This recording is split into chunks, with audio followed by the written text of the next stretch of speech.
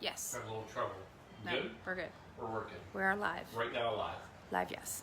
In 3 or we're now? Now. We're now. Now. Right now. Right now. Start talking. Talking now. Here we are! I'm just screwing with y'all. Season 2, episode 13. Can you imagine that we're still doing this? I can't. I only know that because we were out brewery hopping all day, and I was like, you know what? We got to go home because we got work to do. And you know what? It's fun work. And tonight, I mean, we were outside, we're drinking all day, it's hot, sweaty, and I'm like, oh, I need to cool down. Something cold, Alaska cold. So tonight, I'm going to teach you all about the Alaska cocktail. Yeah, that's a real thing. Who knew? I know I didn't until I did my 8 minutes of research. So come on in and let's head into the Blue Monkey Quarantine. I will teach you everything that I don't know and learned. Remember, no business but monkey business. And cat business. Cat business counts. That's a thing. All right. So, Alaska cocktail. Paul, really? How in the world? Where do you come up with this stuff?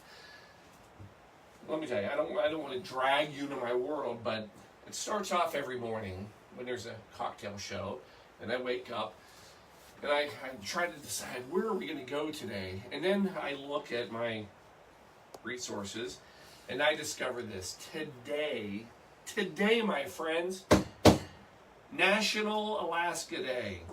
Well, come on, we're celebrating. I mean, if it's National Alaska Day, we're going to have an Alaska cocktail. Again, who knew there was such a drink? So, now, where are we going for this one? We're going way back. We got to go back to 1605 to celebrate National Alaska Day, which is all about when Alaska became a state. Paul, wait, stop. 1605. I'm pretty sure Alaska was not a state in the U.S. in 1605. That was like, I don't know, 1705, 180? No, okay. We'll get there. All right, so it's not 1605. It was 1913. 1913, one of our cocktail friends, Jacques Straub, we talked about him. He made a cocktail book called Drinks. Genius, by the way. Tip of the hat to you, Jacques Straub. I mean, what a great name for a cocktail book, but Drinks. Anyway, and in that, he had listed, for the first time published, a drink called the Alaska cocktail. Now, here's the thing. It's a simple drink, right? 3 ingredients, really 2, but I'll give you the third. Anyway, but here's the funny thing. I read it, I'm like, okay, this is great. It's perfect. National Alaska Day. I want to celebrate Alaska cocktail. 1913, it's still... Let's go through the dates real quick, people. Your history class for the Sunday as we get through Sunday night into Monday. 1913. Alaska's not a state. Alaska doesn't become a state until 1959. 49th state, by the way. So let's go a little further back. Okay, Alaska, though, 1867, that's when the U.S. actually purchased Alaska. I'm sure you all remember Seward's deal, known as Seward's Folly. He bought Alaska for like $7 million, and a lot of people thought it was a horrible deal. Turned out to be amazing because of all the resources. Go a little further back, 1741, that's when Alaska was discovered. By the way, this whole thing of discovering things that have already been there, I don't even want to go down this road, but I have to mention it because it was discovered by a Russian expedition led by, wait for it, because I just have to get this little thing in about my background, Vitus Bering. You've probably heard of many things in Alaska, the Bering Strait, all that. It's all named after Vitus Bering, who led this Russian expedition. Here's the fun part. Guess where Vitus Bering? Yeah, he's a Dane, Greek Dane. He's from Denmark. Whatever. Who cares? So that's how we get all the way around to this drink. All right. Now it's a simple drink. 3 ingredients: gin. Skip this. I'll come right back. Orange bitters. This is our star, chartreuse. This is why we have to go back to 1605. So 1605. I mean, this is way back there. All right. Now, so Carthusian monks, right? So these guys, I know them. They're just guys. They're cool. They get a recipe in 1605 for the elixir of life. So this is this fantastic recipe that basically is 130 herbs, and it's to make this wonderful medicine. So these monks from 1605 until 1764 figure out, because the recipe wasn't like, here's the 130 things, put them in a glass, mix them up, serve, ice, delicious. No, it's like a very cryptic recipe. It takes them until 1764 until they figure out and crack the code of what the recipe is. So they make it in 1764, and they come up with this, basically at the time it was a medicine, and they start selling it, right? Well, here's the problem. Everybody loves it. Now, at the time, it's 140 proof. This is good medicine. But they're not taking it like medicine, they're drinking it. So the monks go back, and in 1840, they kind of work on the recipe a little bit. They kick it down to 110 proof. And what they come up with is green chartreuse. So there's basically two chartreuses. Green chartreuse, which is 110 proof. And that was kind of the normal drink. That was what we start drinking. But then in the same year, in 1840, they also create yellow chartreuse. This is a sweeter version, 80 proof, so that's what we're going with tonight. Anyway, delicious, very herbal, and here's a little other thing. So chartreuse, I told you tonight, hint, the color is a mix between green and yellow, which is kind of fun that they have a green chartreuse alcohol and a yellow chartreuse. What you need to know is actually the color came after the alcohol. So the color chartreuse that we all talk about, you hear about, especially whatever, it is named after the alcohol. Paul, for God's sakes, make me a drink. I don't care about any of this. It's fine. You know what? I try to educate you. I try to give you a little bit of knowledge. If you don't want it, it's fine. So now tonight, this is a sipper drink. Strong drink. Gonna be delicious. Little ice, couple little martini glasses. So here's the other thing about this 1913. A lot of martinis have really made a big comeback. The Alaska cocktail has not really gotten a lot of accolades, but you're gonna find out tonight how delicious it is. So first ingredient, gin. The original recipe, right? Again, back to Jacques Straub, is an Old Tom gin. I don't have the chart up anymore because we're making the books that are being printed. Don't worry. But remember, this is a bit of a sweeter gin, and that's what you want in this one. 2 ounces per. So, 2 for me and 2 for Shelby. Next big ingredient, your chartreuse. Now, a lot of different recipes, little versions, whatever. Most of them are going to tell you it's 2 to 1. So, 1 ounce. Love that sound. 1 for me and 1 for Shelby. And then the last thing, orange bitters. Go with your Angostura orange bitters and a couple in each one.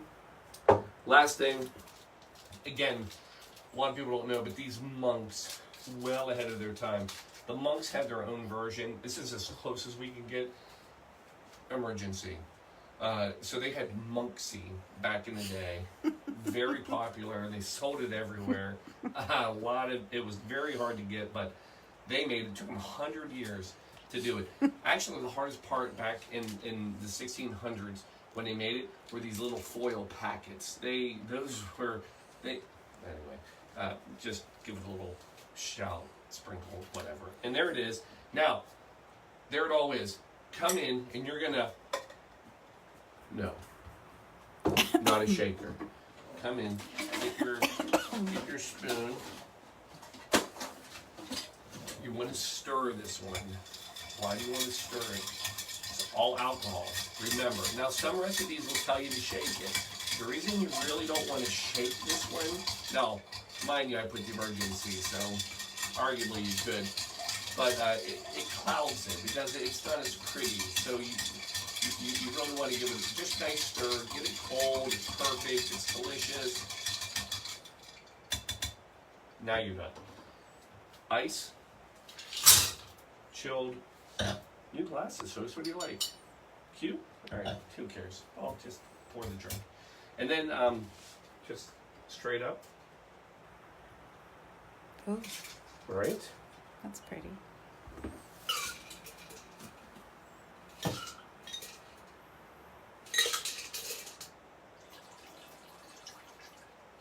There you go. Why is it Alaska? Huh? Why is it Alaska? Why is it Alaska? Well, drink, because that's I'm our last sorry. part. No, you're ahead of it. It's green. The Alaska's last kinda thing, green. well, it should be yellow. Now, Okay, it's yellow. It is yellow. It is yellow, All but right. the glass is all blue. right, the glass so is blue. So, last thing I want you to do to finish this off, you're going to take a nice lemon. We're going to go with a little twist. actually, it's very yellow. All right. So take your little lemon, give a little spritz. All right, and then drop that in. Again, nice little with that oil. Anybody? Oh, nice. I know you can't see it, but boy, if you could smell it, unbelievable. So every time I look up a drink, I'm always very curious as why a drink is called a drink. Again, 1913, right? I mean, here we have the Alaska cocktail. It doesn't make any sense to me, right? So as you go through, if you did, I don't know, maybe 8 minutes of research on the internet, here's what you would find out. So 1913, cocktails made. No description of why it's called the Alaska cocktail. 1930, though, we have Harry Craddock. Harry Craddock, right here. Remember, he wrote the Savoy. That was that another cocktail book. He also published this. He changed the recipe a little bit. He still had everything. He changed the gin to a London Dry. No big deal. But as he described the drink, he put in there. He said, "Do not know, where the drink originally came from. However, most likely this was not the staple drink of folks living in Alaska." Okay, so that doesn't help. So some people think that the name came because really to enjoy it, it's got to be glacier cold. Like it's got to be ice cold, and maybe that was the Alaska. That's a horrible reason. Here's what most people think. 1896 to 1899, what's happening in Alaska? Gold rush, Klondike rush. This is big. And so go back all the way to Jacques Straub when this drink came out.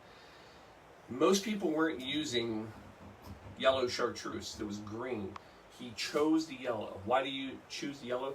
Because he wanted this drink. It was a gold color, and this was to signify the gold rush that even in 1913 was still happening in Alaska. So this is your gold rush drink, even though we did a gold rush.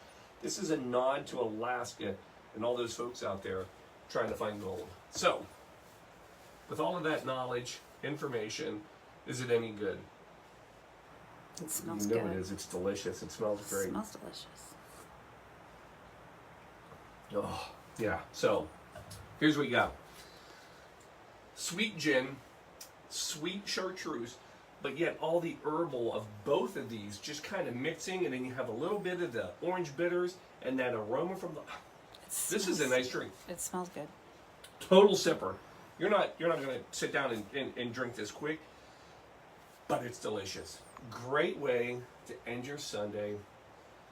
Lay back, relish the day, See what I did there? And just enjoy yourself. And this is how you do it. Just sit down. I'm going to take this one, sit outside, watch the sunset. I'm hoping for a nice blue, yellow, chartreuse kind of color in the sky. I don't know. I'm making stuff up now, but I don't care. I'm just glad to spend an evening with you. I hope everybody had a great weekend. I hope you're ready for the week. I can't give you a big hint, but I will tell you this. If you ever have wanted to watch one of these, Wednesday, I promise you, will be like nothing we've ever done. That's a promise. Oh, it's craziness. So crazy, I don't even know how we're going to pull it off yet, but it's going to happen. Anyway, to everybody out there, cheers. Chic. Love y'all. Thanks for joining us for another Quarantine Cocktail Show. We will see you soon. Alaska, happy National Alaska Day? I don't know. Anyway, just have a drink. Good night.